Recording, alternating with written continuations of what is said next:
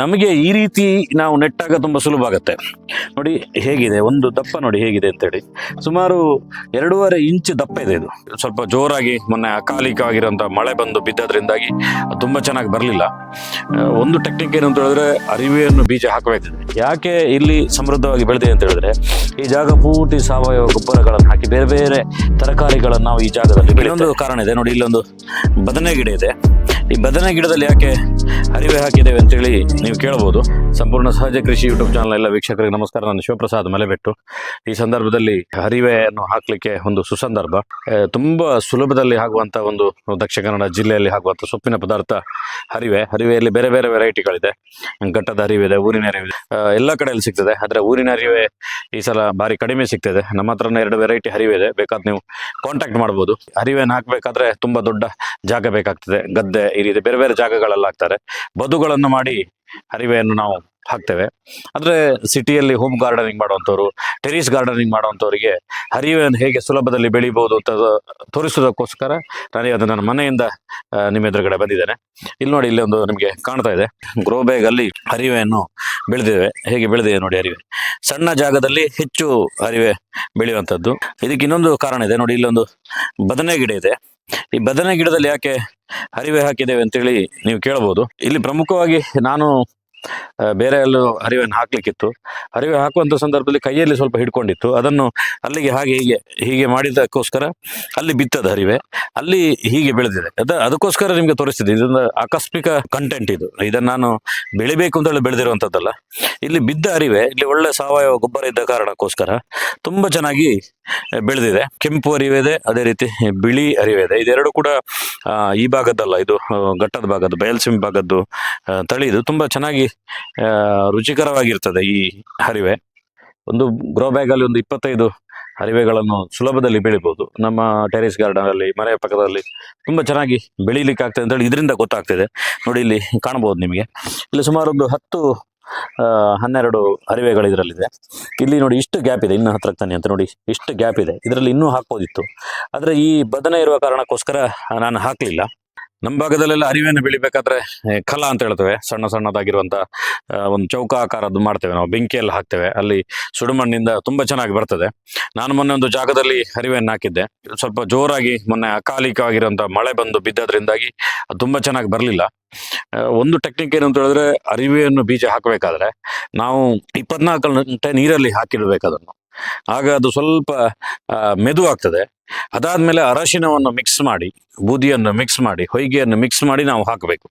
ಹಾಕಿದಾಗ ಅದಕ್ಕೆ ಇನ್ನೂ 16-17 ಗಂಟೆಯಲ್ಲಿ ಮೊಳಕೆ ಬರಲಿಕ್ಕೆ ಶುರು ಆಗಿರುತ್ತೆ. ನಾವು ಸೀದಾ ತಗೊಂಡೋಗಿ ಏನಾದರೂ ಅರಿವೆಯನ್ನು ಕಲದಲ್ಲಿ ಹಾಕಿದ್ರೆ ಅದಕ್ಕೆ ಇರುವೆಗೆ ಬರಲಿಕ್ಕೆ ಟೈಮ್ ಸಿಗ್ತದೆ. ಸುಮಾರು 40-45 ಗಂಟೆ ಅಲ್ಲಿ ಇದ್ದಾಗ ಅದು ಇರುವೆ ಬಂದದನ್ನು ತಗೊಂಡು ಹೋಗ್ತದೆ. ನಮಗೆ ತುಂಬ ಜನರಿಗೆ ಸಮಸ್ಯೆ ಏನು ಅಂತ ಹೇಳಿದ್ರೆ, ಅರಿವೆಯನ್ನು ಸಾಕ್ಲಿಕ್ಕೆ ಸುಲಭ, ಆದರೆ ಅರಿವೆಯನ್ನು ಬೆಳೆಸಲಿಕ್ಕೆ, ಅದನ್ನು ಬೆಳಿಬೇಕಲ್ಲ, ಅದು ಮೊಳಕೆ ಬರಬೇಕಲ್ಲ, ಅದು ಭಾರಿ ಕಷ್ಟ. ಆ ಕಾರಣಕ್ಕೋಸ್ಕರ ನಾವು ಅರಿಶಿನವನ್ನು ನಾವು ಉಪಯೋಗ ಮಾಡಬಹುದು. ಆಗ ಅರಿವೆಯಿಂದ ನಾವು ಅವಾಯ್ಡ್ ಮಾಡಬಹುದು. ಎರಡನೇ ಸಂಗತಿ ನಿಮಗೆ ತಿಳಿಸ್ತೇನೆ. ನಾನು ಅಲ್ಲಿ ಹಾಕಿದಾಗ ವೇಸ್ಟ್ ಆಯಿತು ಅಂತ ಹೇಳಿದೆಲ್ಲ, ಅದೇ ರೀತಿಯಲ್ಲಿ ಅಲ್ಲಿ ಸ್ವಲ್ಪ ವೇಸ್ಟ್ ಆಗಿದ್ದದ ಅರಿವೆ ಬೀಜವನ್ನು ಒಂದು ಕಡೆ ತಗೊಂಬಂದು ಬಿಸಾಡಿದೆ. ಎಷ್ಟು ಚೆನ್ನಾಗಿ ಬೆಳೆದಿದೆ ಅಂತ ನೀವು ಇಲ್ಲಿ ನೋಡ್ಬೋದು. ನೋಡಿ, ಇದು ಬಿಸಾಡಿರುವಂಥ ಅರಿವೆ. ಇದಕ್ಕೊಂದು 20-25 ದಿನ ಆಯಿತು. ನೋಡಿ ಎಷ್ಟು ಸಮೃದ್ಧವಾಗಿ ಬೆಳೆದಿದೆ. ಯಾಕೆ ಇಲ್ಲಿ ಸಮೃದ್ಧವಾಗಿ ಬೆಳೆದಿದೆ ಅಂತ ಹೇಳಿದ್ರೆ, ಈ ಜಾಗ ಪೂರ್ತಿ ಸಾವಯವ ಗೊಬ್ಬರಗಳನ್ನು ಹಾಕಿ ಬೇರೆ ಬೇರೆ ತರಕಾರಿಗಳನ್ನು ನಾವು ಈ ಜಾಗದಲ್ಲಿ ಬೆಳಿತೇವೆ. ಆ ಕಾರಣಕ್ಕೋಸ್ಕರ ಆ ಜಾಗ ಸಮೃದ್ಧವಾಗಿರುವುದರಿಂದಾಗಿ ಆ ಜಾಗದಲ್ಲಿ ಇದು ಸೂಪರ್ ಆಗಿ ಬೆಳೆದಿದೆ. ನೋಡಿ, ಇಲ್ಲಿ ಬದನೆ ಗಿಡ ಇದೆ, ಬದನೆ ಮತ್ತು ಸೋರೆಕಾಯಿಯ ತೋಟ. ಇದರ ಪಕ್ಕದಲ್ಲೇ ನೋಡಿ, ಇದು ಅರಿವೆಯನ್ನು ಬಿಸಾಡಿದೆ. ನೋಡಿ ಇಲ್ಲೆಲ್ಲ ಅರಿವೆ ಆಗಿದೆ. ನೋಡಿ, ಇಲ್ಲಿ ಕಾಣಬಹುದು. ಸಹಜವಾಗಿ ಇದು ಒಳ್ಳೆ ಜಾಗ ಇದ್ರೆ ಬಿಸಾಡಿದ್ರು ಕೂಡ ಆಗ್ತದೆ. ಇದಕ್ಕೇನು ಭಾರಿ ಸಿಸ್ಟಮೆಟಿಕ್ ಏನು ಮಾಡಬೇಕಾಗಿಲ್ಲ. ಒಂದ್ಸಲ ಮೊಳಕೆ ಬಂದರೆ ಸಾಕು. ಮೊಳಕೆ ಬರುವಾಗ ಸ್ವಲ್ಪ ಜಾಗೃತೆಯಲ್ಲಿ ಇರಬೇಕಾಗ್ತದೆ ಇರುವೆಗಳಿಗೆಲ್ಲ. ಇಲ್ಲಿ ನಾವು ಸಣ್ಣ ಪುಟ್ಟ ಜಾಗದಲ್ಲಿ ಕೈತೋಟ ಮಾಡೋರಿಗೆ ಒಂದು ಸಿಂಪಲ್ ಮೆಥಡ್ ಏನಂತ ಹೇಳಿದ್ರೆ, ನಾವು ಅದಕ್ಕೋಸ್ಕರ ಸಪ್ರೇಟ್ ಆಗಿರುವಂಥ ಜಾಗವನ್ನು ಇಡಬೇಕಾಗಿಲ್ಲ ಅಂತ ನನಗೆ ಅನ್ನಿಸ್ತು. ನಾನು ಮೊದಲು ಹೇಳಿದಲ್ಲ, ಒಂದು ಬಿಸಾಡಿದಲ್ಲೇ ಬಂತು ಅಂತೇಳಿ. ಜಾಗ ಚೆನ್ನಾಗಿದ್ರೆ, ಸಾವಯವ ಇದ್ರೆ, ಮಣ್ಣು ಚೆನ್ನಾಗಿದ್ರೆ ಇಲ್ಲಿ ಬೇಕಾದ್ರೆ ಬೆಳ್ತಾರೆ. ನೀವು ಇಲ್ಲಿ ನೋಡ್ಬೋದು. ಅದು ಕ್ಲಿಕ್ ಆದ್ಮೇಲೆ ನಾನು ಇಲ್ಲಿ ಪ್ರಯೋಗ ಮಾಡಿರುವಂಥದ್ದು. ಇಲ್ಲೆಲ್ಲ ಸುಮ್ಮನೆ ಜಾಗ ಇದೆ ಖಾಲಿ. ಇಲ್ಲೆಲ್ಲ ತರಕಾರಿಗಳನ್ನು ಬೆಳೆಸಿದ್ದೇನೆ, ಸೋರೆಕಾಯಿ ಇಂಥದ್ದೆಲ್ಲ ಇದೆ. ಈ ಜಾಗದಲ್ಲೆಲ್ಲವನ್ನು ಕೂಡ ನಾನು ಅರಿವೆಯನ್ನು ಬಿಸಾಡ್ತಾ ಹೋದೆ. ತುಂಬಾ ಚೆನ್ನಾಗಿ ಬೆಳೀತಾ ಇದೆ. ಸಣ್ಣ ಸಣ್ಣ ಸಣ್ಣ ಸಣ್ಣ ನಿಮ್ಗೆ ಕಾಣ್ತಿದೆ, ಹುಲ್ಲಿನ ಮಧ್ಯದಲ್ಲಿ ಎಲ್ಲ ಬರ್ತಿದೆ. ಅದಕ್ಕೆ ಸ್ವಲ್ಪ ಜಾಗಗಳಿದ್ರೆ ಸಾಕು ಅರಿವೆಗೆ, ತುಂಬಾ ಚೆನ್ನಾಗಿ ಬೆಳೀತದೆ. ಬೇರೆ ಬೇರೆ ವೆರೈಟಿಯ ಅರಿವೆಗಳು ನಮ್ಮಲ್ಲಿ ಸಿಗ್ತದೆ. ಆದರೆ ನಮ್ಮ ದಕ್ಷಿಣ ಕನ್ನಡ ಜಿಲ್ಲೆಯ ನಮ್ಮದೇ ಮೂಲವಾಗಿರುವಂತಹ ಎಷ್ಟೋ ಅರಿವೆಗಳಿದೆ, ಅದು ಅಳಿವಿನಂಚಿನಲ್ಲಿದೆ. ಯಾಕಂದ್ರೆ ಬೇರೆ ಬೇರೆ ಕಡೆಯಿಂದ ಬರುವ ಬೀಜಗಳಿಂದಾಗಿ ಇದು ನಶಿಸ್ತಿದೆ. ಅಂತ ಒಂದು ಗಿಡ ನನಗೆ ಸಿಕ್ಕಿತ್ತು, ನಿಮ್ಗೆ ಇಲ್ಲಿ ಕಾಣ್ಬೋದು. ತುಂಬಾ ಪಿಂಕ್ ಕಲರ್ ಆಗಿದೆ ನೋಡಿ. ಒಂದು ಅರಿವೆ ಸುಮಾರು 4 ಅಡಿಯಷ್ಟು ಎತ್ತರಕ್ಕೆ ಬಂದಿದೆ. ನಾವು ಯಾರು ಕೈತೋಟಗಳನ್ನೆಲ್ಲ ಮಾಡ್ತೇವೆ, ನಮಗೆ ಈ ರೀತಿ ನಾವು ನೆಟ್ಟಾಗ ತುಂಬಾ ಸುಲಭ ಆಗುತ್ತೆ. ನೋಡಿ ಹೇಗಿದೆ, ಒಂದು ದಪ್ಪ ನೋಡಿ ಹೇಗಿದೆ ಅಂತೇಳಿ. ಸುಮಾರು 2.5 ಇಂಚ್ ದಪ್ಪ ಇದೆ ಇದು. ಇದು ಇದು ಇದು ಈ ದಂಟಿದೆಲ್ಲ, ಇದು ಸೂಪರ್ ಆಗಿರುತ್ತೆ ಸಾಂಬಾರಿಗೆ. ಅದು ನಾನು ಇದನ್ನು ಬೀಜಗಳಿಗೆ ಅಂತೇಳಿ ಬಿಟ್ಟಿರುವಂಥದ್ದು. ಇದು ಬೀಜ ಆದರೆ ಮುಂದಕ್ಕೆ ಇದನ್ನು ಹೆಚ್ಚು ಮಾಡ್ಬೋದು ಅಂತ. ಯಾಕಂದ್ರೆ ನಿಮ್ಮ ಹತ್ರ ಕೆಲವರದ್ದು ಇರ್ಬೋದು ಇದು, ಆದರೆ ನಾನು ನೋಡಿದ ಪ್ರಕಾರ ಇದು ಅಳಿವಿನ ಅಂಚಿನಲ್ಲಿ ಇರುವಂಥದ್ದು. ಇದು ಎಲ್ಲೂ ಇಲ್ಲ, ಭಾರಿ ಕಡಿಮೆ ಆಗಿದೆ ಇದರ ವೆರೈಟಿ. ಇದರಲ್ಲೊಂದು ಬಿಳಿ ವೆರೈಟಿ ಇದೆ. ಯಾರಿಗಾದ್ರೂ ನೀವು ನೋಡ್ತಿರೋರ ಹತ್ರ ಇದ್ರೆ ನನಗೆ ಸ್ವಲ್ಪ ಕೊಡಿ. ಬೇರೆ ಬೇರೆ ಕಾರಣಕ್ಕೋಸ್ಕರ ಆನ್ಲೈನ್ ಬೇರೆ ಬೇರೆ ಕಡೆಯಲ್ಲಿ ಬೀಜ ಸಿಗುವುದ ಕಾರಣಕ್ಕೋಸ್ಕರ ನಮ್ಮ ಮೂಲ ಯಾವ ಬೀಜಗಳಿದೆ ಅದು ನಶಿಸಿ ಹೋಗ್ತಾ ಇದೆ. ಅದನ್ನು ಉಳಿಸುವಂತ ಕೆಲಸವನ್ನು ನಾವು ಮಾಡಬೇಕಾಗಿದೆ.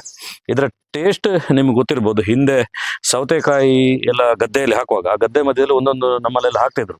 ಇದರ ಬುಡ ಇದೆಲ್ಲ, ಇದ್ರ ಬೇರು, ಆ ಬೇರಿನವರೆಗೆ ಚೆನ್ನಾಗಿರ್ತದೆ. ಇದು ಅಷ್ಟು ದಪ್ಪ ಆಗಿ ಬರ್ತದೆ ನೋಡಿ, ಇಲ್ಲಿ ಎಷ್ಟು ಗಟ್ಟಿಯಾಗಿ ಬೆಳೆದಿದೆ ನೋಡಿ ಬೇರು. ಇದನ್ನು ಬೇಕಾದರೂ ಸೊಪ್ಪಾಗಿ ಈ ಪೀಸ್ಗಳನ್ನು ಕಟ್ಟಿಂಗ್ ಮಾಡಿ ನಾವು ಸಾಂಬಾರು ಮಾಡ್ಬೋದು. ಒಂದು ಅರಿವೆ ಗಿಡದಲ್ಲಿ ತುಂಬಾ ಟೈಮ್ವರೆಗೆ ನಾವು ಇದರ ಸೊಪ್ಪನ್ನು ತಿನ್ಲಿಕ್ಕೆ ಆಗ್ತದೆ. ನಾವು ಪೇಟೆಯಲ್ಲಿ ಯಾವುದು ಅರಿವೆ ಕಟ್ಟ ಸಿಗ್ತದೆ, ಆ ರೀತಿಯ ಅರಿವೆ ಅಂತ ಹೇಳಿದ್ರೆ ಒಂದೇ ಟೈಮಿಗೆ ಮಾತ್ರ. ಈ ಅರಿವೆ ತುಂಬ ಲಾಂಗ್ ಟೈಮ್ ಆಗಿ ನಾವು ಅದನ್ನು ಉಪಯೋಗವನ್ನು ಮಾಡ್ಬೋದು.